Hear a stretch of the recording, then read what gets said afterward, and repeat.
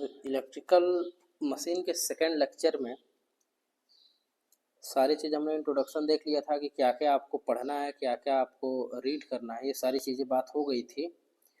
जिसमें कि induction machine के भी बारे में बात हुआ था और इसके बाद आपका सिंक्रोनस मशीन के बारे में भी पूरी डिटेल बात हुई थी कि क्या क्या चीज़ें, क्या क्या टॉपिक हैं जो आपको पढ़नी है। डीसी मशीन के बारे में भी अच्छे से बात हुआ था कि डीसी मशीन में कंस्ट्रक्शंस, वर्किंग, ये सारी चीज़ें क्या है। इसके बाद जो है कि इलेक्ट्रोमैकेनिकल एनर्जी कंजर्वेशन, उसके पहले बात हुआ था। यदि शुरू से हम बात करें, जैसे आपका इंट्रोडक्शन स्टार्ट हुआ था कि पहले इंट्रोडक्शन क्या पढ़ना है, इलेक्ट्रिकल मटेरियल। तो आज जो सेकंड लेक्चर है वो इलेक्ट्रिकल मटेरियल का ही होगा। इलेक्ट्रिकल मटेरियल उसमें जो है कि पढ़ा जाएगा। और इसके बाद इंट्रोडक्शन में ही आपका ईएमटी भी है बेसिक, और पर यूनिट सिस्टम भी समझेंगे और मैग्नेटिक सर्किट के बारे में भी समझना है। फिर ट्रांसफार्मर के बारे में बात हुआ था, डिटेल ट्रांसफार्मर आपको पढ़नी है अच्छे से, ये सारी चीज़ें, ठीक है। उसमें से ए टू जेड सारे ट्रांसफार्मर के बारे में आपको जानकारी मतलब वो करना है। और जब आप एनर्जी का ट्रांसफ़र करेंगे इलेक्ट्रोमैकेनिकल फार्म, मतलब इलेक्ट्रिकल एनर्जी को मैकेनिकल एनर्जी में, और एनर्जी जो मैकेनिकल एनर्जी है उसको इलेक्ट्रिकल एनर्जी में जब कन्वर्ट करेंगे, तो उस समय आपको सबसे जो विशेष जानकारी होनी चाहिए जिसके बारे में, वो इलेक्ट्रोमैकेनिकल एनर्जी कंजर्वेशन, कि कैसे जो है कि इलेक्ट्रोमैकेनिकल का एनर्जी कंजर्वेशन होता है। तो उसमें दो ही टॉपिक आपको पढ़ना है, एक तो पावर फ्लो देखना है, जनरेटर और मोटर। और जनरेटर मोटर ही दो ऐसे डिवाइस हैं जो इलेक्ट्रोमैकेनिकल एनर्जी कंजर्वेशन करते हैं, और बाकी सब इन्हीं सिद्धांत पे चलते हैं। चाहे आपका इलेक्ट्रोमैग्नेट बनाया जाए, रिले बनाया जाए, या कोई ऐसे भी एडवांस चीज़ें बनाई जा रही हैं, तो सारी चीज़ें इलेक्ट्रोमैकेनिकल एनर्जी कंजर्वेशन के प्रिंसिपल पे ही जो है कि वो रन अप करती हैं। इस बार डीसी मशीन आपको पढ़नी है पूरी ये सारी चीज़ें। तो आज जो टॉपिक स्टार्ट करना है, इंट्रोडक्शन का टॉपिक है और इलेक्ट्रिकल मटेरियल है, तो आज उसको अच्छे से पढ़ते हैं। तो आपका जो इंट्रोडक्शन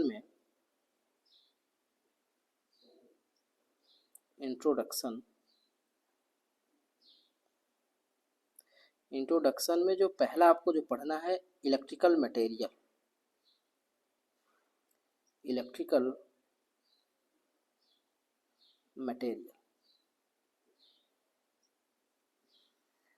और इलेक्ट्रिकल मटेरियल को अच्छे से आपको पढ़नी है, ठीक है। और एक चीज़ ये भी है कि इसमें थोड़ा सा आपका ज़्यादातर जो थ्योरी पोर्शन बहुत ज़्यादा है, ठीक है। तो थ्योरी पोर्शन जहाँ पे बहुत ज़्यादा होगा तो उसको टाइपिंग करके इसमें डाला जाएगा, जिससे कि आपका टाइम बचेगा। नहीं तो यहाँ पे यदि थ्योरेटिकल पोर्शन बहुत ज़्यादा कराने पे मशीन के बहुत सारे लेक्चर हो जाएंगे, क्योंकि आपको मशीन डिटेल में पढ़ाना है।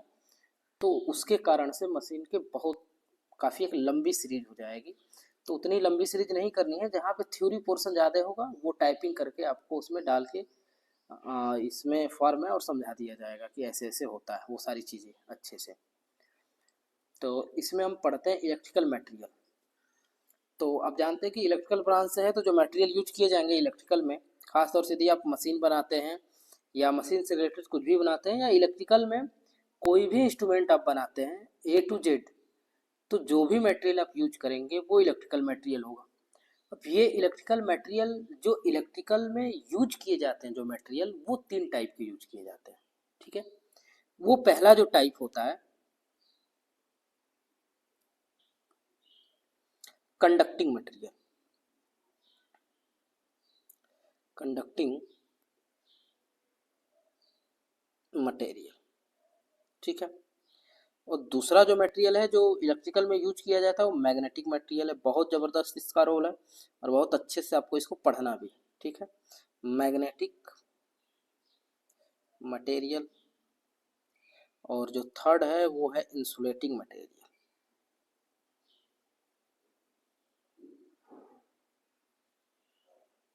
इंसुलेटिंग मटेरियल, ठीक है। कंडक्टिंग मटेरियल और आपका मैग्नेटिक मटेरियल और इंसुलेटिंग मटेरियल, मतलब इलेक्ट्रिकल में जो भी मटेरियल यूज किए जाएंगे, कोई भी चीज़ आप बनाए, या इलेक्ट्रॉनिक्स में बनाते हैं या इलेक्ट्रॉनिक्स से रिलेटेड जितने भी इक्विपमेंट है या जो भी चीज़ें आप डिजाइन करते हैं, बनाते हैं, इलेक्ट्रिकल में बनाते हैं, ट्रांसफार्मर बनाते हैं, डीसी मोटर बनाते हैं, डीसी जनरेटर बनाते हैं, ए टू जेड कुछ भी यदि आप डिजाइन करते हैं तो उसके लिए सबसे जरूरी क्या है, मटेरियल का चुनाव करना कि मटेरियल कौन सी होनी चाहिए। मतलब ए टू जेड आप कुछ भी डिजाइन कर लीजिए, ठीक है, ए टू जेड कोई भी चीज डिजाइन करेंगे तो सबसे पहले जरूरत है कि मटेरियल को चूज करना होता है, तो वो इलेक्ट्रिकल मटेरियल हो गया। और जो इलेक्ट्रिकल मटेरियल आप चूज कर रहे हैं वो मटेरियल जो है कि आपके तीन टाइप के हैं, ठीक है।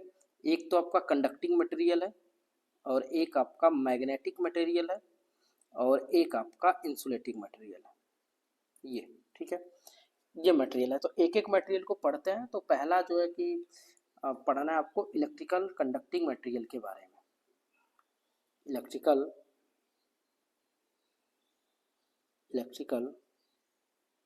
कंडक्टिंग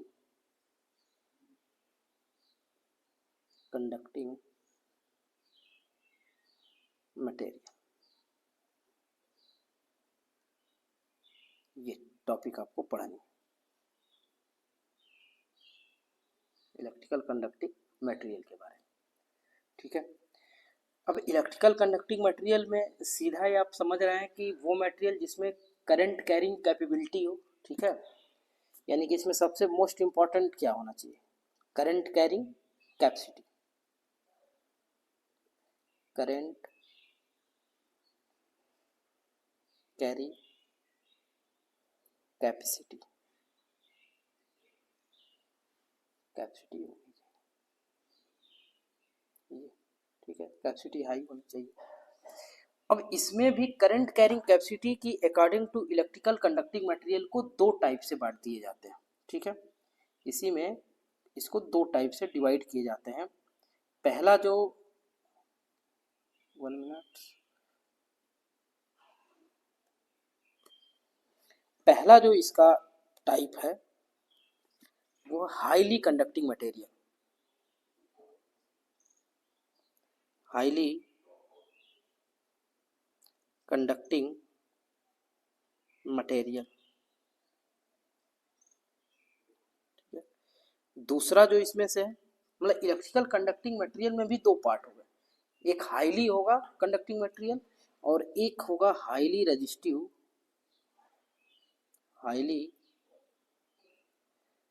रेजिस्टिव मटेरियल, ठीक है।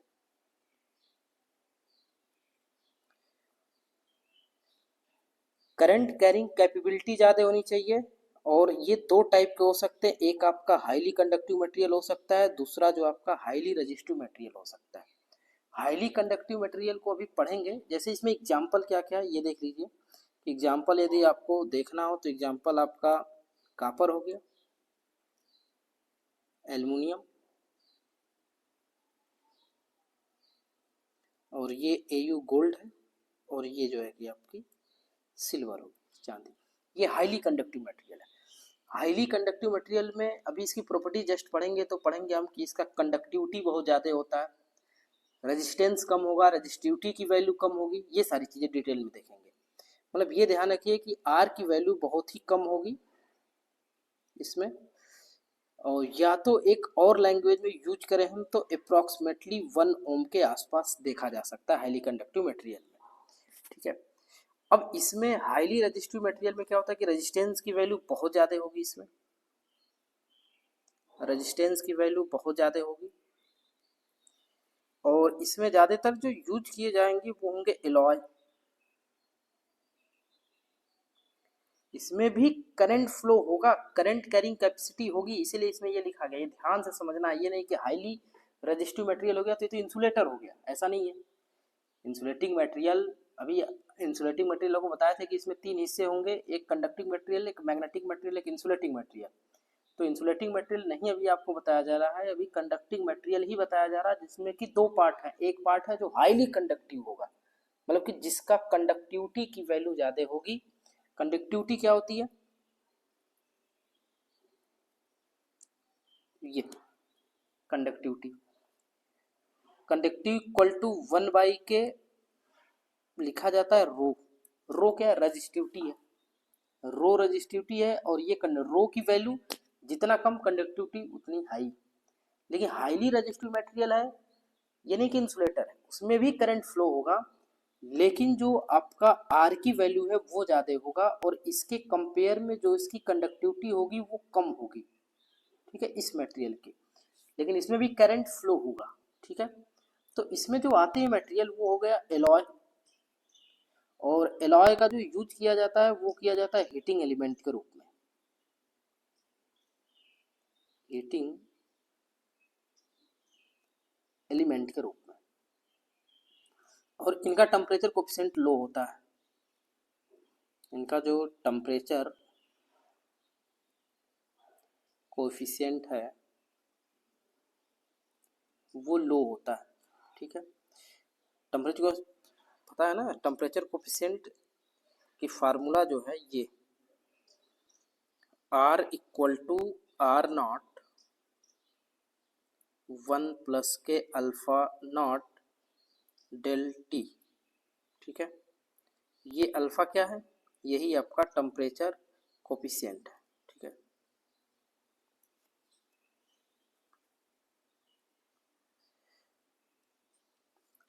तो ये सारी चीज़ें आपको समझाओगे कि जो आपकी इलेक्ट्रिकल कंडक्टिव मटेरियल है दो टाइप के होंगे, एक हाईली कंडक्टिव मटेरियल होगा, और इसमें भी इसलिए दो टाइप, इसीलिए आपको पहले ही लेक्चर में बता दिया गया था कि बहुत ही डिटेल आपको इसमें जानकारी दी जाएगी।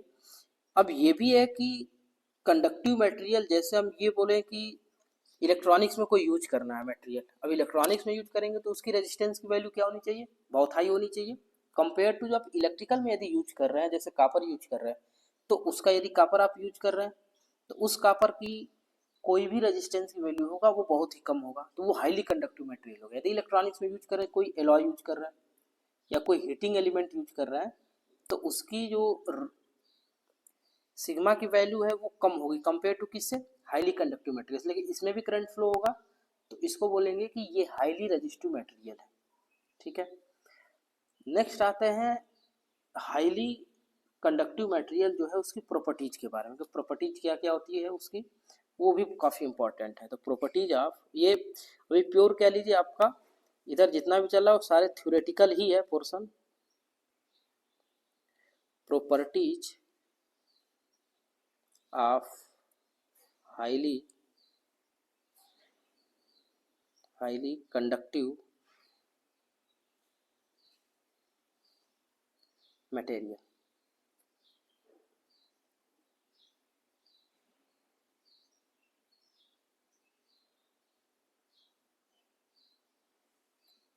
ठीक है।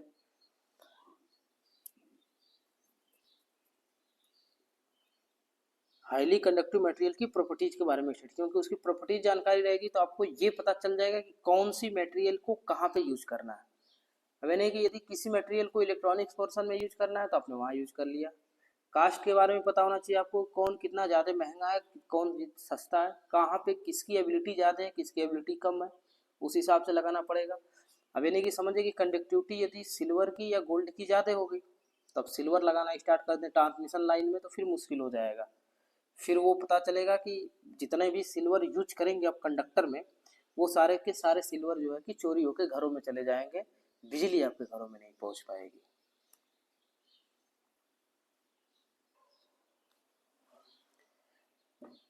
हाईली कंडक्टिव मटेरियल में जो जो भी ये थ्योरी है, बाकी आपको सारी चीज़ें जितनी भी है अच्छे से यहाँ बता दिया गया है। तो थ्योरी है तो इसको टाइपिंग करके ही लिखा गया है, तो इसको समझते हैं अच्छे से, ठीक है।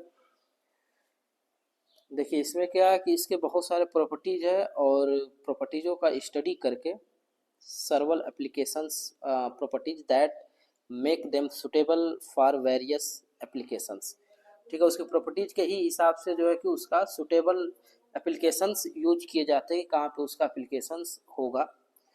पहली चीज़ है कि इलेक्ट्रिकल कंडक्टिविटी, ठीक है। पहला जो इसका प्रॉपर्टीज है कि इलेक्ट्रिकल कंडक्टिविटी के बारे में है, हाईली इलेक्ट्रिकल कंडक्टिविटी, ठीक है, highly electrical conductivity and allowing the efficient flow of electron. इसका कहने को बोले कि जो आपका सिग्मा का वैल्यू है वो सिग्मा की वैल्यू हाई होगा, ठीक है। सिग्मा का वैल्यू हाई होगा, सिग्मा क्या है, कंडक्टिविटी है, तो हाईली कंडक्टिविटी होगा। यदि सिग्मा की वैल्यू ज़्यादा है तो रजिस्टिविटी की वैल्यू क्या होगी, फिर लो होगी, और यदि रजिस्टिविटी की वैल्यू लो होगी तो रेजिस्टेंस भी क्या होगा, फिर लो होगा, ठीक है। तो अब ये बोलेंगे कि लो रेजिस्टेंस है। और दूसरी चीज़ ये भी है कि यदि सिग्मा, यहाँ से यहाँ ध्यान रखना जो चीज़ें मैं लिख रहा हूँ, ठीक है, यही आपको शॉर्ट फॉर्म में याद करना है कि इलेक्ट्रिकल कंडक्टिविटी क्या होगा, हाई होगा, रो की वैल्यू क्या होगी, कम होगी, रेजिस्टेंस क्या होगा, कम होगा। तो जो एनर्जी लॉसेस होगा भेजने में ड्यूरिंग, यहाँ पे लिखा है कि leading to the minimal energy losses during the transmission, transmission में जो एनर्जी लॉसेस होगी उसकी वैल्यू कम हो जाएगी, क्योंकि एक तो आई स्क्वायर आर भी आपका क्या हो जा रहा है, कम हो जा रहा है। एक दूसरा लैंग्वेज में भी कह सकते हैं कि रेजिस्टेंस कम है तो कंडक्टेंस क्या होगा, उसका ज़्यादा होगा। कंडक्टेंस को कैपिटल जी से डिनोट करते हैं, कंडक्टेंस ज़्यादा है। और कंडक्टेंस हो गया आपका, ये रेजिस्टेंस कम है, कंडक्टेंस की वैल्यू ज़्यादा है, कंडक्टिविटी की वैल्यू ज़्यादा है, तो लॉसेस क्या होगा, लॉसेस आपका कम होगा, ठीक है, लॉसेस आपका कम होगा। तो ये लॉसेस ट्रांसमिशन लाइन में लॉसेस कम है। तो पहले तो फ़ायदा ये हो गया कि आपको एनर्जी का ट्रांसमिट करना है जहाँ पे लॉसेस को कम से कम रखना है, तो हाईली कंडक्टिव मटेरियल का चयन करेंगे।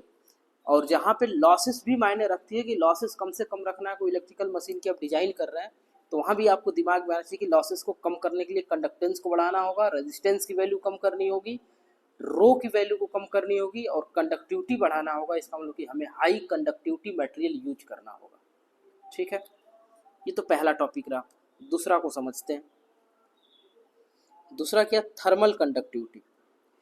अब ये चीज़ ध्यान रखिए कि यदि इलेक्ट्रिकल हाईली कंडक्टिविटी मटेरियल है, ठीक है, हाईली कंडक्टिविटी मटेरियल है तो थर्मल कंडक्टिविटी भी होगा, ठीक है। थर्मल टीसी लिख रहे हैं यहाँ पे, टीसी थर्मल कंडक्टिविटी भी होगा। ये प्रॉपर्टी उसके अंदर पाया जाएगा। हाईली थर्मल कंडक्टिविटी मतलब बोल रहा है कि हाईली थर्मल कंडक्टिविटी भी होता है, शो करता है ऑब्टेन द एक्सिहिबिट मतलब दिखाता है। और इसके इफेक्ट जो हीट ट्रांसफ़र और हीटिंग ट्रांसफर में ही इसका यूजेज ज़्यादा है, ठीक है। यूजफुल फॉर एप्लीकेशन से require the heat dissipation such as in electronics.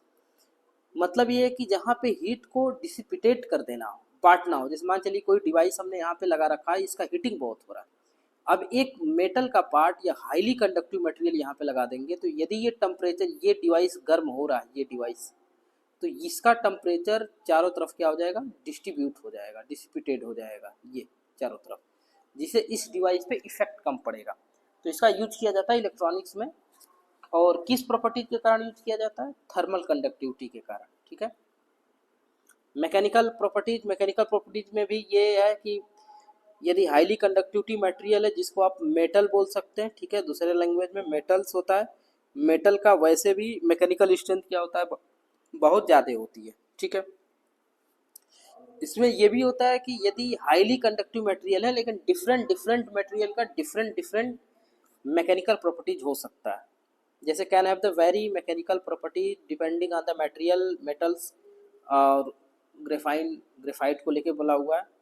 अब दिया है कि मेटल जो है कि क्या होता है, गुड मैकेनिकल स्ट्रेंथ होता है, और उसकी जो है कि शेप की डिज़ाइन भी अच्छे से किया जा सकता है। ये सारी चीज़ें। केमिकल स्टेबिलिटी, अब इसकी केमिकल स्टेबिलिटी भी अच्छी होती है, यानी कि जिसका सिग्मा की वैल्यू ज़्यादा है वो मेटल है, मेटल्स, ठीक है, और वो केमिकली स्टेबल है, केमिकली स्टेबल है, यहाँ पे लिखा हुआ है आर केमिकली स्टेबल, ठीक है। Resisting the corrosion and the degradation, यानी कि वो केमिकली कह लीजिए स्टेबल होने की वजह से उसमें जो है कि कोरिजन कम होगा। इम्पॉर्टेंट ये है कि लॉन्ग टर्म रिलायबिलिटी इसकी बनी रहेगी इसकी वजह से। और आप इसको जो है कि इन्वायरमेंटल के बाहर जब यूज करेंगे, जैसे हम ट्रांसमिशन लाइन का यूज करते हैं, ट्रांसमिशन लाइन कहाँ रहती है, इन्वायरमेंटल में रहती है। यदि वो इन्वायरमेंटल को फेस ना कर पाए या इन्वायरमेंटल से होने वाले जितने भी दुष्प्रभाव है वो यदि नहीं उसको सह पाता है तो उसकी क्या होगा, रिलायबिलिटी घट जाएगी और वो डैमेज हो जाएगा। लेकिन वो क्या है कि केमिकली स्टेबल है जिसके कारण से वो चीज़ें सह लेता है, सब कुछ चलता है। टेम्परेचर स्टेबिलिटी भी मेटल का अच्छा होता है, यानी कि जो कंडक्टिव मटेरियल है उसका अच्छा होता है, यानी कि जिसका सिग्मा की वैल्यू ज़्यादा है उसका टेम्परेचर स्टेबिलिटी भी क्या होगी, बहुत अच्छी मानी जाएगी। लिखा है कि सब material maintain their conductivity even extreme temperature, यानी कि एक अच्छे टेम्परेचर पे भी जो है कि उनकी कंडक्टिविटी क्या होती है, बनी रहती है, ठीक है, जिसके कारण से यूज किया जाता है हाई टेम्परेचर इन्वायरमेंटल में, सच एज द एरोस्पेस में, इंडस्ट्रियल प्रोसेस में, एरोस्पेस में भी यूज किए जाते हैं और क्राफ्ट में यूज किए जाते हैं। डेंसिटी इनकी अच्छी होती है, ठीक है, सीधा याद रखिए कि जिसका सिग्मा की वैल्यू ज़्यादा, कंडक्टिविटी की वैल्यू जिसकी ज़्यादा, उसकी डेंसिटी क्या होगी, ज़्यादा होगी, ठीक है। बाकी तो डेंसिटी मटेरियल के हिसाब से चेंज होता रहता है। Material like the metal tend the have the higher density compare to the carbon based material, तो वो चेंज होता रहता है। कास्ट और एबिलिटी का अब ये है कि जहाँ जैसे जो मटेरियल यूज होगा उसको वैसे वहाँ पे यूज किया जाएगा। दिया है कि ability and cost effectiveness are the significant consideration for large scale application, मतलब कि एक लार्ज स्केल एप्लीकेशन किया जाता है तो वहाँ पे जो है कि ये सारी चीज़ें ध्यान में रखी जाती है कि कास्ट और एबिलिटी कहाँ पे है। अब देख, material like copper aluminium are the widely available and the reliability affordable making them the common choice in the conductive application, ठीक है। तो जहाँ जैसे मटेरियल की ज़रूरत होगी उस हिसाब से जो है कि उसका यूज करना है।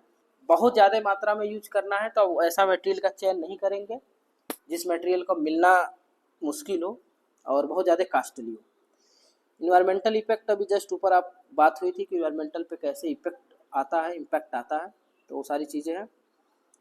सम कंडक्टिंग मटेरियल में have the negative environmental consider the term extraction, processing and disposal, ये सारी चीज़ें हैं। इसमें केमिकल कह लीजिए कि जो केमिकल स्टेबल है तो वो ठीक है, वो इन्वायरमेंटल इम्पैक्ट उतना नहीं उसका पड़ेगा।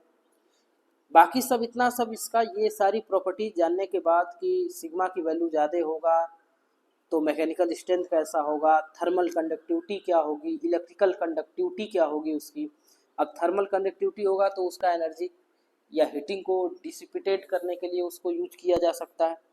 मैकेनिकल स्ट्रेंथ उसका अच्छा होता है, केमिकल स्टेबिलिटी होती है, और ऐसे डेंसिटी और कास्टेबिलिटी, इन्वायरमेंटल इम्पैक्ट के बारे में ये सारी चीज़ें कैलकुलेशन करने के बाद आपको ये समझ में आएगा कि understanding these properties helps in the selecting the appropriate material for the specific application. मतलब ये सारे जितने प्रॉपर्टीज हैं उनका स्टडी करने के बाद आपको जो है कि सेलेक्ट किया जाता है किसी स्पेसिफिक एप्लीकेशन के लिए कि कहाँ यूज करना है। जैसे कि यदि इलेक्ट्रॉनिक्स में यूज कर रहे हैं आप, या एनर्जी ट्रांसमिशन में यूज कर रहे हैं, या अदर फील्ड में यूज कर रहे हैं हाई कंडक्टिव मटेरियल का, तो वो आपको करना पड़ेगा, ठीक है। अब हाईली कंडक्टिव मटेरियल में कुछ ऐसे मटेरियल हैं जिसको आपको पढ़ना है, एग्जाम में भी वो आता है अच्छे से और उसके बारे में अच्छी खासी आपको जानकारी भी होनी चाहिए, ठीक है। तो पहला जो है, पहला मटेरियल कॉपर के बारे में, ठीक है।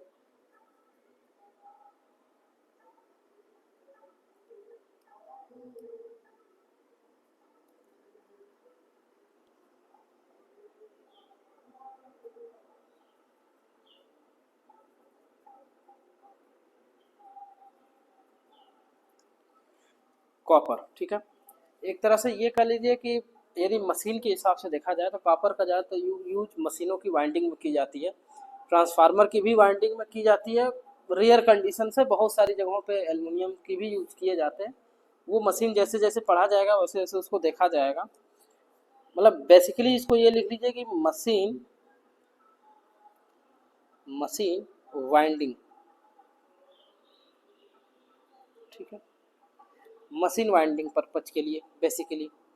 बाकी इसकी कुछ प्रॉपर्टीज है जो आपको याद होना चाहिए। बहुत सारे एग्जाम में ऐसे ऐसे डीप में, खास तौर से जेई के एग्जाम में तो ऐसे बेसिक पूछ दे रहा है कि लगता है कि केमिस्ट्री से पूछता है, ठीक है। लड़कों को ये लग रहा है कि केमिस्ट्री से पूछ रहा है। यूपीसीएल जेई में बहुत ऐसे एग्जाम पिछले हुए, अभी तो एग्जाम काफ़ी समय से रोक मतलब रखे हैं लोग, पॉलिटिकल व्यू के तरह से कह लीजिए या जैसे भी हो।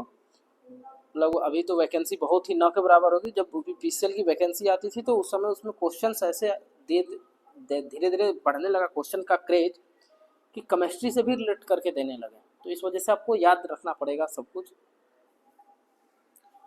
कॉपर भी एक तरह से काफ़ी इसका थ्योरेटिकल चीज़ें ही आपको ज़्यादातर विशेष ध्यान रखना है, तो इस वजह से ये भी ऐसे लिख के है। पहले देखिए इसके फिजिकल प्रॉपर्टीज के बारे में, ठीक है, कॉपर की फिजिकल प्रॉपर्टीज के बारे में। जो इसका फिजिकल प्रॉपर्टीज में जो कलर है, कलर आपको याद रखना है। बहुत सारे एग्जामों में कलर भी पूछ दे रहा है, ठीक है, कि कॉपर का कलर कौन सा होता है, रेडिश ब्राउन कलर, ये याद रखना है आपको, रेडिश ब्राउन। कि आप ब्राउन मार के चले आए कुछ और मार के चले आए तो फिर वो गलत हो जाएगा, फिर आप यदि जानते हुए भी तो फिर वो मिस्टेक हो जाएगा। ठीक है, तो रेडिश ब्राउन, अब इसका ये भी याद रखेंगे REDDISH, ठीक है, और ये ब्राउन, रेडिश ब्राउन। ठीक है, डेंसिटी क्या है इसकी, it is a relative dense metals with the density about the 8.96 grams पर क्यूबिक सेंटीमीटर। ठीक है, मतलब इसका ये है कि with density dense metal, relative dense metal, तो ये लगभग जो है कि 8.96 ग्राम ये सेंटीमीटर क्यूब में, 1 सेंटीमीटर क्यूब में इतने ग्राम जो है कि ये हो सकता है। ठीक है, 8.96 1 सेंटीमीटर क्यूब में। ठीक है, ये याद रखना है, इसकी डेंसिटी है। ठीक है, 8.96 ग्राम पर क्यूबिक सेंटीमीटर। मेल्टिंग पॉइंट इसका क्या है, तो कॉपर है हाई मेल्टिंग पॉइंट। ठीक है, कितना 1984 फ़ारेनहाइट, या इसको कन्वर्ट करेंगे आप डिग्री सेल्सियस में तो 1085। तो आप ऐसे इसको याद रखेंगे। ठीक है, बहुत इंपॉर्टेंट ये भी है कितना होता है, तो अप्रॉक्सीमेटली एक आसपास होगा। ठीक है, 1085 सेंटीग्रेड या फ़ारेनहाइट में याद करना है तो 2000 के आसपास। ठीक है, 1984। या चेंज करने का फार्मूला आप जानते हैं कि फ़ारेनहाइट को डिग्री सेल्सियस में कैसे चेंज किया जाता है, तो आप उसको चेंज कर सकते हैं, कोई प्रॉब्लम नहीं। ठीक है, केमिकल प्रॉपर्टीज देखिए। ठीक है, रिएक्टिविटी यानी कि उसका रिएक्शन कैसा होता है, रिएक्टिविटी के बारे में। Copper is a relative unreactive in dry air और water, but it is react slowly with the moisture air to the form the greenish layer of carbon oxide. ये कहने का कि ये एक तरह से केमिकली अनरिएक्टिव है। ठीक है, कॉपर केमिकली अनरिएक्टिव है। ये इन किस, मतलब वो डिपेंड कर रहा है कि कहाँ पे है, वो ड्राई एयर में है तब इन रिएक्टिव बिहेव करेगा, वाटर में है तब पर भी इन रिएक्टिव ही बिहेव करेगा। ठीक है, वाटर में हो या ड्राई एयर में हो तब पर भी इन रिएक्टिव बिहेव करेगा, बट इट रिएक्ट सोली, मतलब बहुत धीमे रिएक्ट करता है यदि मॉइस्चर एयर है। ठीक है, नमी वाला जो है कि एयर है तो वो रिएक्ट करना स्टार्ट करेगा, और कॉपर ऑक्साइड का एक लेयर बना लेता है अपने ऊपर। कभी कभी ये भी पूछता है कि यदि कॉपर की वायर हम यूज करते हैं मॉइस्चर वाले जगह पे, ठीक है, जहाँ पे मॉइस्चर है, जैसे जम्मू कश्मीर में यूज कर रहे हैं हम, जम्मू कश्मीर में ठंडी एरिया है जहाँ पे, तो वहाँ पे कॉपर यूज करते हैं यदि, तो कॉपर ऑक्साइड का एक लेयर उसके चारों तरफ बन जाएगा, और जो वो धीरे धीरे वो फिर डैमेज होना स्टार्ट हो जाएगा। ठीक है, कॉपर ऑक्साइड की लेयर बनती जाएगी, वो भारी भी होगा, टावर और उस पर भी दिक्कत आएगा, स्पान वाली भी दिक्कत हो जाएगी, स्पान घट जाएगा, ग्राउंड क्लियरेंस घट जाएगी। ठीक है, तो ये है ड्राई एयर में रहे कोई दिक्कत नहीं। वाटर का लिखा हुआ, वाटर में भी ये इरिएक्टिव ही है, मतलब रिएक्टिव नहीं अनरिएक्टिव है वाटर में भी। ठीक है, इसी वजह से कॉपर के ग्लासों में जो है कि वाटर जो पिया जाता है, कॉपर के ग्लास का यूज किया जाता है। यदि वो रिएक्शन होता है उससे तब तो नहीं उसको यूज किया जाता। Corrosion resistance, it is the excellent corrosion resistance making it suitable various application including the plumbing and the electrical wiring. Corrosion इसमें होता नहीं है, इस वजह से इसमें प्लम्बिंग के सेक्टर में और इलेक्ट्रिकल के सेक्टर में भी अच्छा काफ़ी यूज किया जाता है। ठीक है, इसका तो ये याद रखेंगे। इलेक्ट्रिकल प्रॉपर्टीज पे आइए। Conductivity, copper and the excellent conductivity of electrically, ये पहले से जानते हैं। सरप्रेस्ड ओनली बाई सिल्वर, मतलब केवल सिल्वर को छोड़ दिया जाए यदि, तो कॉपर का एक कंडक्टिविटी सबसे बेस्ट कंडक्टिविटी है। ठीक है, this property make it is the electrical wiring और इलेक्ट्रॉनिक कंपोनेंट, मतलब इलेक्ट्रिकल वायरिंग में यूज किया जाता है। थर्मल प्रॉपर्टीज क्या है इसकी, thermal conductivity, copper also exhibit high thermal conductivity making it the valuable heat exchange HVAC system and cooking. ठीक है, मतलब थर्मल कंडक्टिविटी भी इसकी अच्छी खासी है, बहुत अच्छा है, हाईली है। ठीक है, और यहाँ पे आप एक तरह से ये मान सकते हैं कि ये कॉपर क्या है, हाईली कंडक्टिव मटेरियल ही तो है जो पढ़ रहे हैं आप, और हाईली कंडक्टिव मटेरियल की प्रॉपर्टीज आप पढ़ चुके हैं। डेंसिटी अच्छी खासी होती है उसकी। ठीक है, और केमिकल प्रॉपर्टीज भी आप पढ़ चुके हैं, कोरिजन कम होते हैं, रिएक्टिव कैसे होता है वो आपने देख लिया। इलेक्ट्रिकल प्रॉपर्टीज पहले से जानते हैं कि उसकी कंडक्टिविटी ज़्यादा होगी और इसी का यूज किया जाता है जो कि वायरिंग में। थर्मल कंडक्टिविटी भी अच्छी होगी इसकी, और अच्छी यूज होने के साथ साथ इसका यूजेज कहाँ किया जाएगा ये देखना। HVAC सिस्टम में हाई वोल्टेज अल्टरनेटिंग करंट में यूज किया जाता है एंड कुकिंग के सिस्टम में भी यूज किया जाता है। मैकेनिकल प्रॉपर्टीज ये क्या है? Copper is the highly malleable, meaning it is the easily hammered or the pressed into the shape without breaking। अब ये समझे कि malleability मतलब ये है, ये लैंग्वेज आपको याद रखना है, कभी कभी हिंदी में भी यही दे देता है एग्जामों में, ठीक है। malleability ये, ठीक है, मतलब इसको मोल्ड करना उसको। अब ये दिया कि इसकी एक अच्छी प्रॉपर्टीज ये है कि इजीली हैमर से या प्रेस करके उसकी शेप विदाउट तोड़े उसकी शेप बदली जा सकती है, यानी कि मोल्ड किया जा सकता है, तो ये एक अच्छी है। डक्टिलिटी, डक्टिलिटी क्या है कि it is also very ductile, it is the draw into the thin wire without breaking, मतलब कितना उसको पतला डक्ट किया जा सकता है, डक्टिलिटी इसी को बोलते हैं कि कितना पतला वायर बनाया जा सकता है, और पतला वायर बनाया जा सकता है विदाउट ब्रेकिंग। तो हालांकि कापर में अच्छा एक प्रॉपर्टीज है। एलॉय की properties, alloying properties, alloy copper is often alloy with other metal to the enhance its properties। common copper alloy include the brass, copper and zinc, ब्रोजेन, copper and tin, कार्पियोनिकल, copper and nickel, ये सारी चीज़ें मतलब alloy बनाया जाता है। Copper जो है कि उसकी प्रॉपर्टी डैमेज नहीं करता है, उनकी प्रॉपर्टीज वैसे भी रहने देता है, और इसके बाद वो होता है। बायोलॉजिकल प्रॉपर्टीज क्या है इसकी? बायोलॉजिकल प्रॉपर्टीज में ये है कि टॉक्सिसिटी, जो लोग बायोलॉजी यदि जानते होंगे तो जानते हैं कि एक अच्छा होता है, यूजफुल होता है हेल्थ केयर के लिए, हेल्थ केयर सेटिंग के लिए। एंटी, अब देखिए, while copper is the essential trace element for human health, excessive exposure can lead to the toxicity, however the copper and its alloy have anti microbial properties, ठीक है। Anti micro जो biological properties है, bacteria हैं, उनको जो है कि वो एंटी है, making them useful health care setting, ठीक है। अब ये सारे ही मतलब देखने के बाद कॉपर का वेरियस इंडस्ट्री में एप्लीकेशंस किए जाते हैं, बहुत सारे एप्लीकेशंस इसके हैं कॉपर के। तो ये कॉपर की सारी प्रॉपर्टीज हो गई, ये फर्स्ट आपका मटेरियल था। एक कॉपर का एक ये याद रख लीजिएगा, इसको यूज लिखना हो तो कहीं लिख लीजिएगा, ये भी कॉपर का जो अल्फा होता है, टेम्परेचर कोफिशिएंट होता है कॉपर का, वो होता है 0.000393, और यूनिट आपको पता है कि पर डिग्री सेल्सियस होता है, ठीक है। ये हाई होता है, ये हाई होता है, और बाकी तो सारी चीज़ें आप ऐसे ही याद रखेंगे, उसमें कोई दिक्कत नहीं है। बाकी A to Z आपको बताया जा चुका है इसमें। और कॉपर भी जो है कि कई प्रकार कॉपर होते हैं। एक जो है कि कॉपर को यदि मैं यहाँ पे लिखूँ, ऐसे ध्यान रखिए, यहाँ नीचे ही लिखते रहे, ठीक है। जैसे एक हार्ड ड्रॉन कॉपर भी होता है,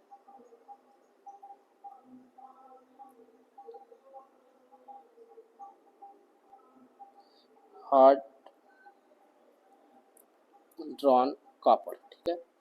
हार्ड ड्रॉन कॉपर का जो यूज किया जाता है, उसका ज़्यादातर इलेक्ट्रिकल मशीन में वायरिंग के लिए यूज किया जाता है, इलेक्ट्रिकल मशीन में वायरिंग के लिए या ट्रांसमिशन के लिए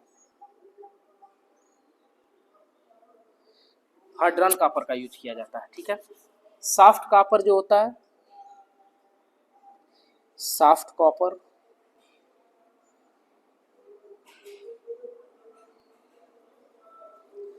इसके वायरिंग, घर में वायरिंग, होम वायरिंग के लिए यूज किया जाता है,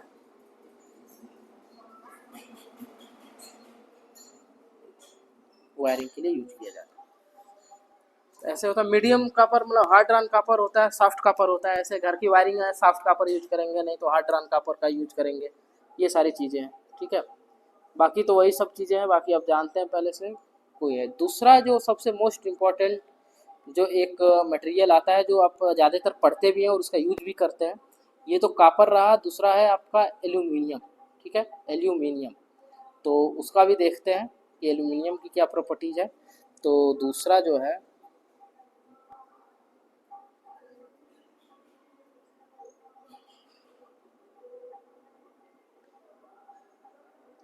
मटेरियल जो बेस्ट है इलेक्ट्रिकल में, बहुत ही इम्पोर्टेंट मटेरियल है, इसका भी बहुत यूजेज किया जाता है एल्यूमिनियम का। ठीक है, तो इसकी क्या प्रॉपर्टीज है इसको भी आपको याद रखना है, एग्जाम के लिए भी काफ़ी इम्पोर्टेंट है और ऐसे भी बहुत सारे मतलब इसका इम्पोर्टेंट बहुत ज़्यादा है।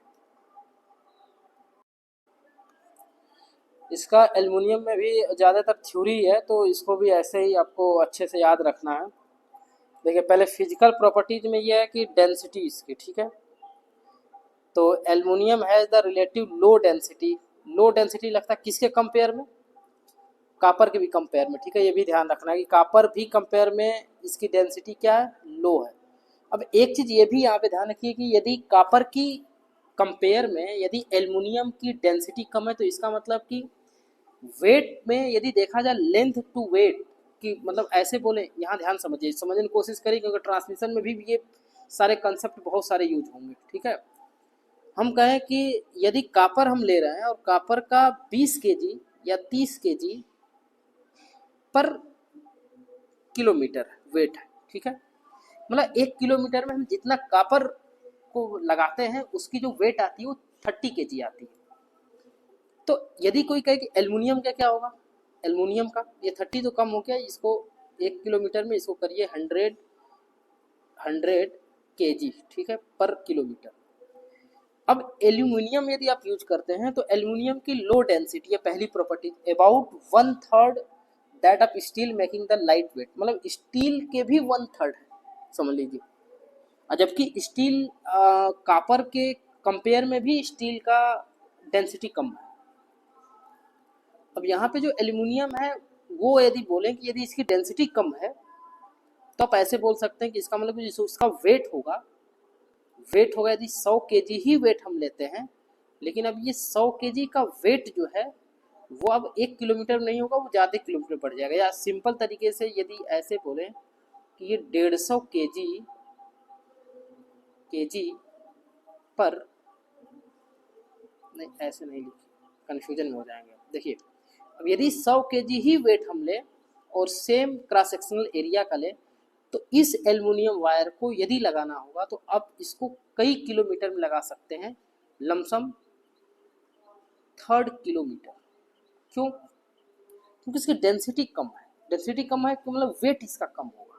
ठीक है, यदि 100 किलोमीटर होगा तो 3 किलोमीटर तक लगा सकते हैं उसका लेंथ टू अकॉर्डिंग टू, लेकिन 100 के यदि 1 ही किलोमीटर में लग रहा है डेंसिटी की वजह से।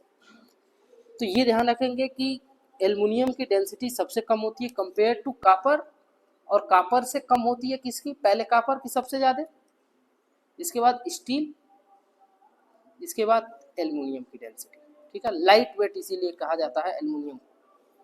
मेल्टिंग पॉइंट इसका देख लीजिए, the melting point aluminium around the 660.3 degree Celsius Fahrenheit में इसको चेंज करेंगे तो ये होगा, यही कापर का ज़्यादा था। ठीक है, कापर का कितना था? 1080 के आसपास था। Making to easy melt casting process. Boiling point इसका इतना 2519 पे ये पूरा बॉयल होने लगता है। कलर इसका क्या है? Aluminium has a silver white colour. अब ये याद रखना आपको, silver white colour with a slight bluish tint. ठीक है, मतलब सिल्वर वाइट कलर होता है। अब ये याद रखना है बस। केमिकल प्रॉपर्टीज पे आइए, कोरिजन रेजिस्टेंस होता है। ठीक है, अब इसको पढ़ना नहीं। Aluminium naturally form the a thin protective oxide layer when the expose to air providing the excellent corrosion resistance. मतलब वैसे ही जैसे ही एयर में जाता है एल्युमिनियम तो वैसे ही एक ऑक्साइड का लेयर बना लेता है और एक्सपोर्ट टू एयर, ये भी ध्यान रखना। यही चल के आपको आगे पढ़ेंगे कोरोना लॉसेस के बारे में। ठीक है, तो कोरोना लॉसेस के बारे में पढ़ेंगे तो ये सारी चीज़ें आगे का मतलब कि जब ट्रांसमिशन लाइन में आप पढ़ेंगे तो ये ऑक्साइड लेयर का एक वो होता है।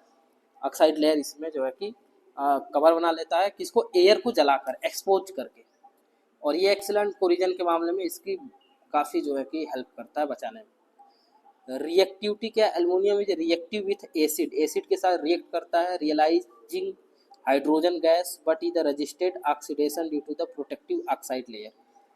लेकिन ऑक्सीडेशन को प्रोटेक्ट होता है ऑक्सीडाइड लेयर जो बन जाता है। ठीक है, ऑक्साइड लेयर कैसे बनता है तो बताएंगे कि द एक्सपोज टू एयर। वो कैसे होता है? वो अब जब ट्रांसमिशन पढ़ा जाएगा तो उसमें सब वो सारी चीज़ें।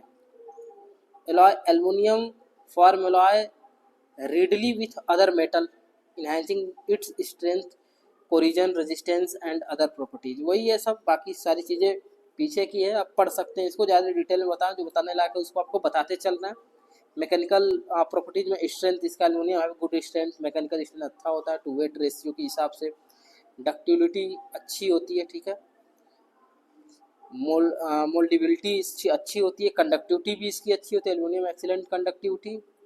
अदर प्रॉपर्टीज है refractivity, aluminium as high refractive both visible light and radiant heat making the useful application such as the mirror and heat shielding. तो ये काफ़ी रिफ्रैक्शन भी अच्छा करता है। अब ये देखिए शील्डिंग के लिए भी, हीट शील्डिंग के लिए भी इसका यूज कहीं कहीं किया जा सकता है।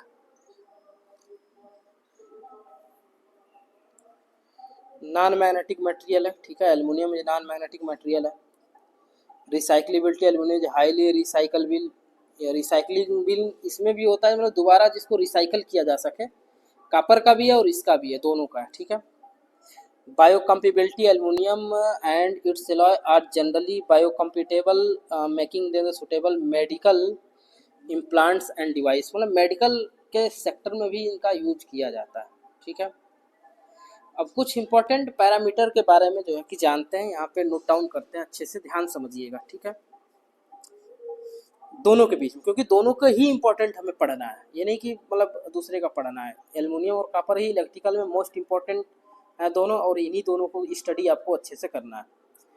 पैरामीटर यहाँ पे लिखते हैं, एक ग्राफ चार्ट बनाएंगे, पैरामीटर, और यहाँ पे होगा कॉपर और यहाँ होगा एल्यूमिनियम।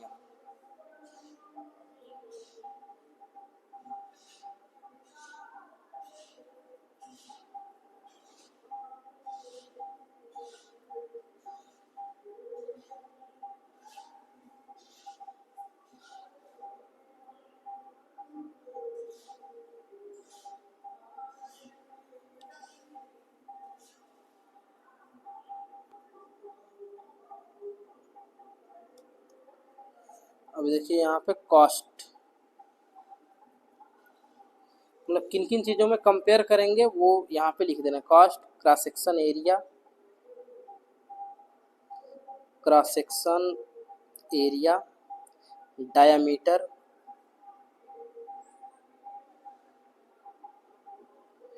वॉल्यूम, वॉल्यूम, वेट,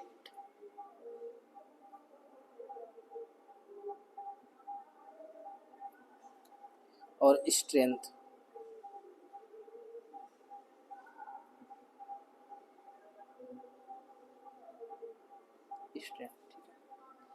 यदि इसका कंपेयर किया जा रहा है, इसका यदि 1 माना जाए, कास्ट 1 है, मतलब 100% है, तो इसका अप्रॉक्सीमेटली आधा कास्ट लगता है 49, लगभग 50%, ठीक है। यदि क्रॉस सेक्शन एरिया की बात किया जाए, यदि इसका 100% यूज किया रहा है तो ये 1.62, इससे 1.5 गुना लगभग।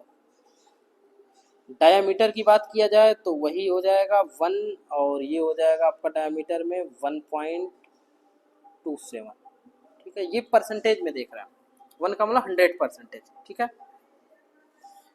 और इसी तरह वॉल्यूम की बात किया जाए तो इसकी 1 होगा तो इसका क्या होगा, ज़्यादा ही होगा, इसका हो जाएगा 2.04। वेट की बात किया जाए, यदि इसका 100% वेट माना जाए तो ये आधा ही होगा वेट, इसका 0.49 वेट होगा, ठीक है। स्ट्रेंथ यदि इसकी 100% ली जाए तो इसके कंपेयर में 0.64% ही इसका स्ट्रेंथ होगा, ठीक है। बहुत सारी चीज़ें हैं जो इसमें आपको ध्यान रखनी है और आपको एक तरह से याद भी रखनी है। पहली चीज़ कि ये कास्ट लगभग सेम, कह लीजिए कि सेम, यदि 1-2 किलोमीटर या 10 किलोमीटर हम कोई भी ट्रांसमिशन लाइन कर रहे हैं तो जितना भी कास्ट हमें पड़ेगा उसका आधा एल्युमिनियम लगाने में पड़ेगा। इसका मतलब कि कॉपर आपका महंगा है तब होगा। क्रॉस सेक्शन एरिया का भी ये क्रॉस सेक्शन एरिया है, यदि इसका 100% तो इसका जो है कि ज़्यादा लगेगा। तो ये सारी ये चीज़ें हैं जो है कि आपका उसमें, और स्ट्रेंथ भी इम्पोर्टेंट है और वेट भी, वेट के हिसाब से ही कॉपर का और एल्युमिनियम का डिसाइड किया जाता है कि पैसे कैसे लगेगा। अच्छा, इसमें एक चीज़ और ये है कि यदि देखना चेक करना चाहें कि नहीं, जो चीज़ें हम चार्ट में जो शो कर रहे हैं, लिख रहे हैं, वो रियलिटी में सही है कि नहीं सही है। तो यदि देखेंगे, देखिए सेम, मतलब ये सारी जो कंडीशन जो लिखी गई है वो सेम लेंथ पे लिखी गई है, ये ध्यान रखना है, ठीक है। मतलब लेंथ सेम है, मतलब लेंथ सेम है, इसके बाद कॉपर और कंडक्टर का यूज किया जा रहा है। जैसे हम यदि ये कहें कि जो कंडक्टिविटी है वो कॉपर का ज़्यादा है compare to conductivity of aluminium, ठीक है। रेजिस्टेंस की यदि बात किया जाए कि रेजिस्टेंस पे क्या प्रभाव पड़ता है, तो R equal to rho l by a, ये रेजिस्टेंस है। रजिस्टिविटी में बदल दें यदि, मतलब कंडक्टिविटी में यदि चेंज करें तो एल म्यू ये हो जाएगा, ठीक है। अब यदि हम ये कहें कि जो हम रेजिस्टेंस जो यूज कर रहे हैं, जो आपका कॉपर का रेजिस्टेंस और ये रख रहे हैं एल्युमिनियम का रेजिस्टेंस बराबर, क्योंकि डिफरेंट तो रखेंगे नहीं। यदि एक ही ट्रांसमिशन लाइन बनानी है या डिस्ट्रीब्यूशन लाइन बनानी है या किसी मशीन में वाइंडिंग करना, कुछ भी करना, तो रेजिस्टेंस यदि कॉपर यूज करते हैं तो जितना रेजिस्टेंस हमें चाहिए उतना ही लेंगे, एल्युमिनियम रखते हैं तो उतना लेंगे जितना हमें चाहिए, ठीक है। और इसका फार्मूला क्या है, L conductivity of copper into cross sectional area conductivity, मतलब ये कॉपर का, इक्वल टू एल लेंथ बराबर ये conductivity of aluminium into cross sectional area of aluminium, ये ठीक है। इससे इसे क्या हो गया, कैंसिल हो गया, क्या बचा, copper cross sectional area of copper equal to aluminium into aluminium, ठीक है। अब यहाँ से यदि कंपेयर करेंगे आप कि कॉपर का और एल्युमिनियम के क्रॉस सेक्शनल एरिया का, ठीक है, तो इसमें यदि रिलेशन देखा जाए, ये वाला जो है कॉपर की कंडक्टिविटी ज़्यादा कंपेयर टू इससे ये कम है, तो यदि कम है तो आप ऐसे लिख सकते हैं कि आप समझ गए कि जो कॉपर का, मतलब ये क्या है, ये ज़्यादा है और ये क्या है, ये कम है। तो जो कॉपर का कह लीजिए कि क्रॉस सेक्शन एरिया होगा वो एल्युमिनियम के क्रॉस सेक्शनल एरिया से कम होगा। अरे ये ज़्यादा है ना, ये कम है, तो कम का मल्टीप्लाई किया गया, इधर ज़्यादा का मल्टीप्लाई किया गया, इसको इधर भेजेंगे तब पर भी निकल आ जाएगा। तो ये सारी चीज़ें इसमें फाइंड अप की गई है, अच्छे से बताई गई है आपको कि कैसे क्या होगा। बाकी जो है कि और आगे इसमें कुछ कार्बन के मटेरियल हैं और कुछ ऐसे करके मटेरियल इसमें आते रहेंगे। जैसे जैसे जो मटेरियल आएगा, अभी एक लेक्चर और इसका चलेगा मटेरियल का ही, तब अच्छे से फिनिशिंग, मतलब कल जब मटेरियल का तो बहुत सारे लेक्चर अभी चलेंगे, क्योंकि मैग्नेटिक मटेरियल है, उसमें बहुत अच्छे से डिटेल पढ़ना है आपको। तो अभी इतना लेक्चर में इतना ही, और बाकी जो है कि बाकी आप चैनल को सब्सक्राइब करिए और शेयर करिए, ताकि सभी बच्चों को, या डिप्लोमा वाले लड़के हों या बीटेक वाले लड़के हों, उनका बेसिक अच्छे से तैयार हो सके और अच्छे से वो पढ़ सके।